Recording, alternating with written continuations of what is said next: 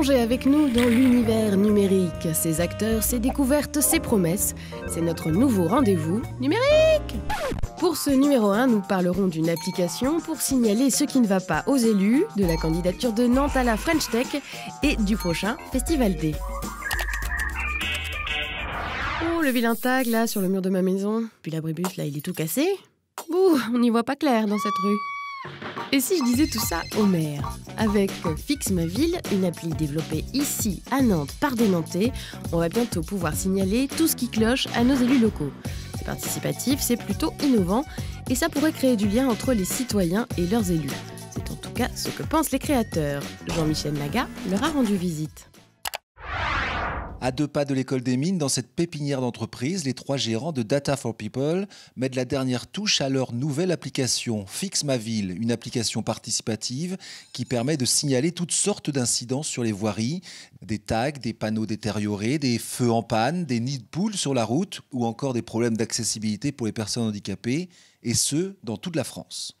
Chaque signalement qui est fait est transmis automatiquement sur la commune et à la mairie qui est responsable de la zone géographique. Si demain je suis en randonnée au fin fond de l'Auvergne et qu'il y a un arbre en plein milieu du GR, je veux pouvoir le signaler de la même façon et que ça puisse être pris en compte par des personnes qui auront leur mot à dire. Le destinataire, s'il n'est pas du tout abonné au service Fixe ma ville, reçoit un message lui disant « Un citoyen a remonté une information sur votre territoire ». Exemple, ce tag dans une rue de Nantes, un utilisateur de l'application l'a signalé justement ce jour-là, avec photo à l'appui. On a un grand nombre de rubriques également qui vont sur de l'information sur la vie de quartier, une demande d'élargissement des horaires d'une piscine ou une information comme quoi il y a le souhait qu'une rue soit mieux éclairée la nuit. Ce n'est pas une dégradation en tant que telle, mais c'est de l'information qui a un intérêt à être remontée à la mairie. Grâce à cette nouvelle application, les élus disposent donc d'un outil de communication direct et innovant avec les habitants.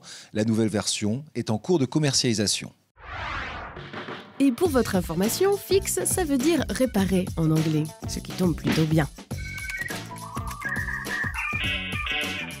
C'est le logo choisi par Nantes Tech, et Nantes Tech, c'est le nom donné à la candidature de Nantes pour French Tech. Alors, je crois que c'est clair là, non? Ah non? Bon. Alors, en 2 mots, Nantes est candidate pour un nouveau label, French Tech. Pourquoi? À quoi ça sert? Et est-ce qu'on va gagner? Denis Vanier a posé à peu près ces questions-là à Francky Trichet. Il est adjoint à la ville de Nantes en charge du numérique.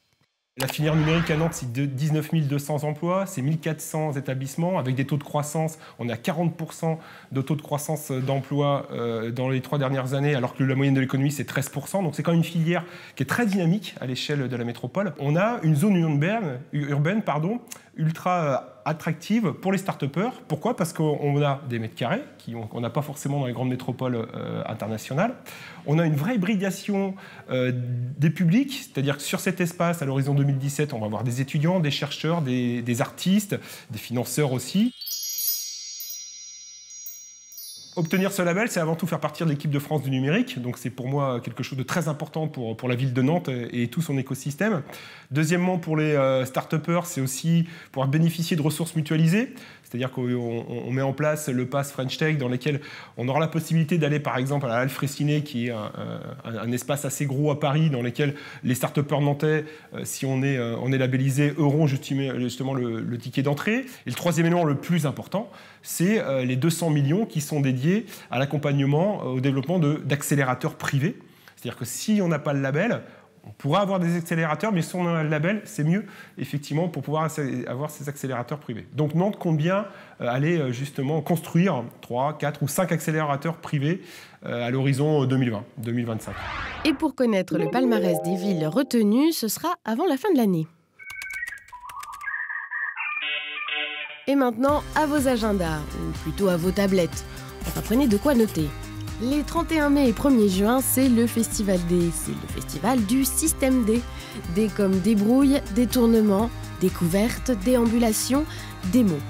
En gros, le Festival D, c'est un festival où se rencontrent et échangent les bricoleurs numériques.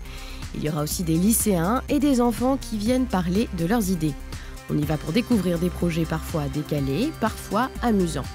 Et c'est Ping qui organise. Ping, c'est l'asso qui milite pour la culture libre et le partage. Et le programme, c'est par là.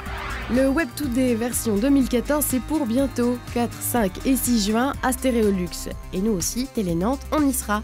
Notre plateau va s'installer là-bas pendant 3 jours. Mais à part ça, le Web Today, c'est donc le Digital Festival, où se retrouvent les start-upers, les développeurs, les accros ou même les curieux. 3 jours de conférences, de débats, d'ateliers et de démos, plein d'invités, bref, ça bouillonne les 4, 5 et 6 juin. Et on termine avec le haut débit en Loire-Atlantique. 9% des habitants n'y ont pas accès, parce que c'est bien beau de vouloir développer le numérique, mais encore faut-il pouvoir échanger des données parfois un peu lourdes.